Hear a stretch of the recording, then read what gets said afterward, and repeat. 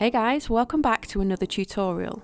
Something a little bit different this week, which will hopefully aid not just cake makers but also crafters and anybody attending and selling at markets. We're going to be creating some custom shelving that is collapsible yet easy to build. You can see here I'm starting out with 3 strips of MDF. These are actually leftover pieces of MDF that we had cut down to use as panelling on our bedroom walls. It's currently 10 centimeters wide, and then we're going to cut it for as long as we want our shelves. Sitting next to these 3 are 3 squares of plywood. These are 30 centimeter by 30 centimeter squares that we had cut down at B&Q. B&Q is a huge DIY shop and they do a free cutting service if you only want a minimal number of cuts. However, just as you'll note throughout this tutorial, that B&Q are incredibly inaccurate, and some of the squares are not even level, even, or 30 centimeters. I've tried to draw 10 centimeter squares on the best I can, but you'll see some of them are slightly wonky in shape, and that's due to the cuts not being straight on the larger squares. I suggest if you want them perfect, just cut them yourself. We've just gone with a regular grid pattern, and the pencil marks are the bits we're getting rid of. I'll show you why I chose these sizes later on in the tutorial, so make sure to stick around. But you can actually amend these sizes to make yourself the perfect size, whatever the product is you're selling. Now we're going to take our jigsaw and I'm cutting the bottom right hand square out. Make sure you use all the safety precautions when using power tools. I'm just essentially cutting out all the excess squares that we don't need. Keep hold of your offcuts as you're going to need them.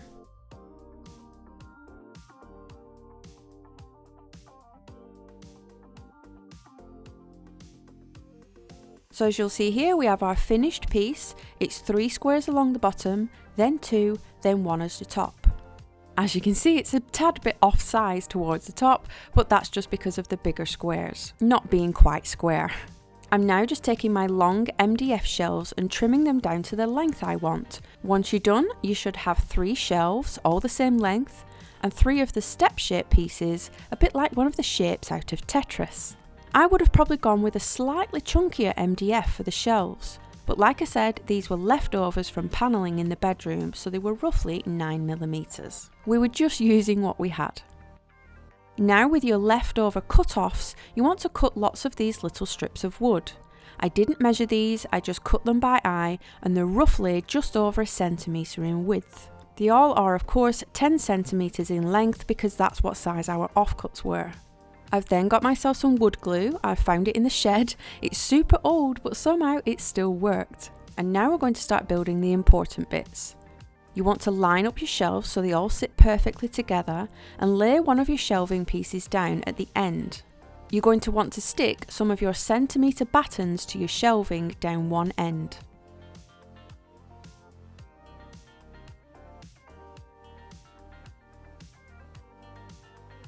I'm just applying a little bit of the glue with a cocktail stick because the nozzle of my bottle was fully blocked, and you just want to press it into place, and on this hot sunny day the glue actually set in no time.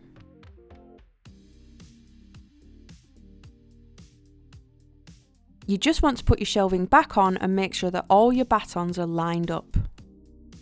Then you'll want to do the exact same thing on the complete opposite end of your shelving.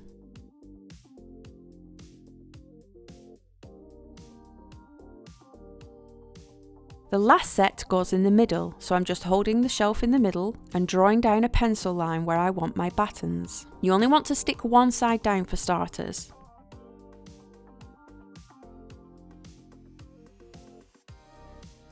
Clean up any glue excess, and also feel free to label your shelving so you know which shelf is on the top, middle and bottom. This is the important part. Put your Tetris shape back against your battens once they have set, and then start gluing the other ones down very tightly against the other side. This is important. The tighter they are, the more secure your built shelves will be. I'm just holding the shelf there just to make sure my battens are nicely glued on tight, but you do want to remove your Tetris shape before the glue sets, because you'll have glue that will seep out and you'll end up sticking your shelving together by accident. You want to do this on all of your battens, one at either end and the one in the middle. Once your glue has dried, you can start building. You want to put one of your Tetris shapes flat side down and attach your battens just by slotting them into the lower shelf. You can then slide your centerpiece in and build the rest going up. Super easy. Easy to build, easy to take down, and they look pretty good. You'll see the top shelf in the centre isn't quite sitting flat on that middle Tetris shape, and that's only because my MDF shelves had already bored a little bit because they were leant up against our wall. A few heavy products on this will sort it out, no problem. This is why I think it might benefit you when you come to make yours to use maybe a thicker wood. However, that being said, I have currently had no problems with this and I find it works really well. Now we'll get to the point of sizing. I chose a 10cm deep shelf. That's because that's what size it was anyway from our bedroom, but it's also the perfect size to be able to hold my chocolate bars. It also meant that placing this on the back of a trestle table, I still had some room at the front to place down trays or storage baskets for all different type of products. I also chose a 10cm high depth for the next shelf up.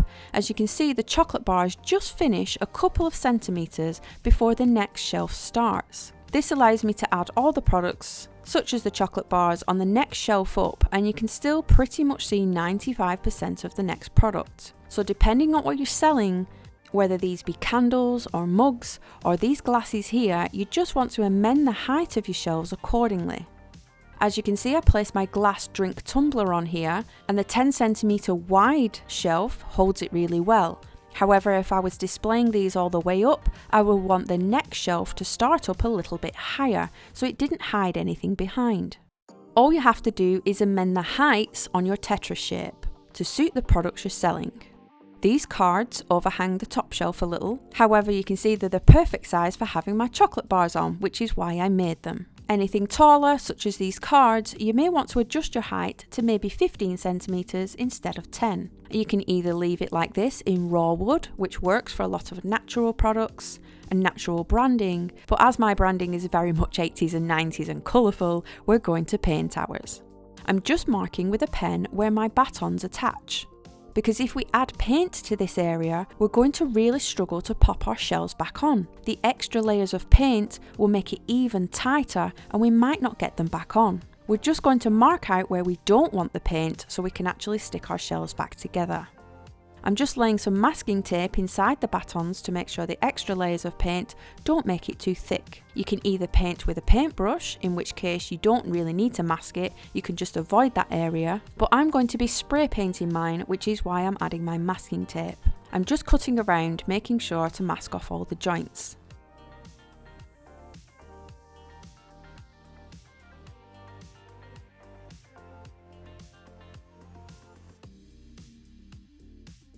I've now laid it on top of some spare cardboard out in the garden, and I'm going to spray with some aqua blue. This does cover it pretty well. It will need a couple of coats, and unfortunately I ran out of my coloured spray paint and had to wait for some more to arrive.